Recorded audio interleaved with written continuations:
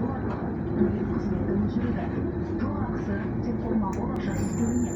Поезд картасымен слотқа сканерлеу және мобильді қосымша көлік көру енгізу арқылы. Мобильді қосымшалар тізімі Транскарт мектеп сайтында орналастырылған. Жол ақысын төлеу үшін кез келген ыңғайлы қосымшаны телефонға жүктеп, автобус салонындағы QR-кодты сканерлеңіз. Қосымшалар Play Market және App Store'да қолжетімді.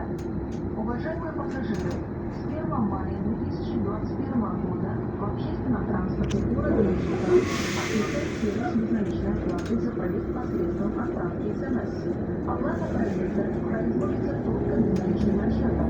Транспортная карта посредством сканирования QR-кода ввода транспортного кода в мобильное приложение. Список мобильных приложений указан на сайте transkart.kz. Скачивайте любое удобное приложение и сканируйте QR-код на разметке салона.